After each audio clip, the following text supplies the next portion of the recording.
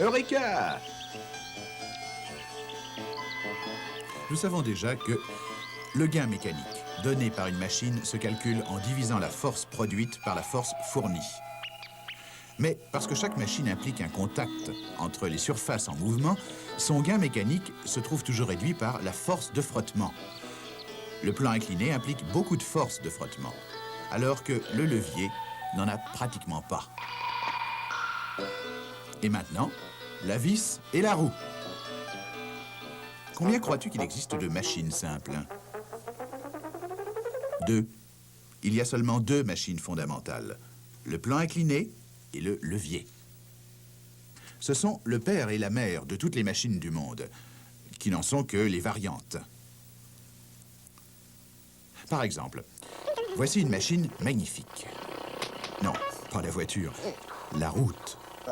Oui, la route. Une route qui serpente une montagne, c'est une machine aussi.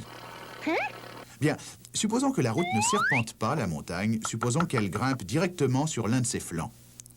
Ce serait bien plus court pour atteindre le sommet, n'est-ce pas? Et pourtant, ça ne t'avancerait pas grand-chose parce que le moteur de ta voiture, même extraordinaire, n'a pas assez de force pour la faire grimper verticalement. Mais suppose qu'on s'arrange pour allonger la route et ainsi rendre la pente plus douce, de façon à ce que tu puisses grimper la montagne facilement. Et maintenant, qu'est-ce que ça donne? Oui, cela donne un plan incliné, une machine simple. Mais ça coûte cher de grimper une montagne de cette façon-là. Cela nécessite une rampe exceptionnellement longue. Qu'est-ce qui arriverait si on enroulait le plan incliné autour de la montagne? Nous voilà de nouveau au point de départ, avec une route qui serpente la montagne. Un plan incliné déguisé en route, en fait. Un plan incliné en spirale, si on veut. On trouve des plans inclinés en spirale partout. Ça comprend tout ce qui s'utilise selon un mouvement de spirale, genre tire-bouchon, et qui permet d'échanger le supplément de distance circulaire contre une diminution de force, soit pour aider à soulever des objets, soit pour les serrer. En voici l'exemple le plus répandu, la vis, qui est en fait le nom donné par les physiciens à tous les types de plans inclinés en spirale. La vis.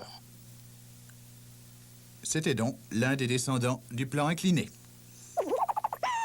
Elle a 1 minute. Peux-tu me donner un exemple d'une machine simple qui, elle, descendrait du levier? Justement, tu en tiens une dans ta main en ce moment. Je sais, encore une machine qui n'a pas l'air d'une machine. Mais as-tu déjà essayé d'ouvrir une porte sans poignée? Tu n'as pas assez de prise, hein, n'est-ce pas? C'est là qu'intervient la poignée de porte. Elle descend en ligne directe du levier, comme ceci. Ou cela. Ou encore cela. Ce sont tous des enfants du levier. Comment ça se fait? Eh bien, il y a longtemps, certains hommes ingénieux, en regardant un beau jour un levier, se sont rendus compte subitement que ce serait merveilleux si on pouvait utiliser la force supplémentaire de levier pour déplacer quelque chose d'ici à là. Disons 4 fois la force, parce qu'un bras de levier est 4 fois plus long que l'autre. Ils se sont donc demandé si cette force supplémentaire pouvait être appliquée sur 360 degrés. En d'autres mots, la question était, peut-on faire un levier circulaire? Un levier qui ferait un tour complet. Tant qu'à y être, ils ont inventé un nouveau nom. L'axe. Son centre se trouve alors où était le point d'appui, et le bras de levier le plus court va de ce centre vers l'extérieur de l'axe, alors que le bras le plus long, lui, va du centre de l'axe dans la direction opposée. Maintenant, quand on applique une force de 100 newtons sur le levier, on peut faire à l'axe un tour complet avec une force de 400 newtons. Et c'est comme ça qu'on arrive à ouvrir les portes, à piloter automobiles et bateaux et à tirer les ancres si facilement, grâce à nos ancêtres ingénieux et leurs leviers circulaires.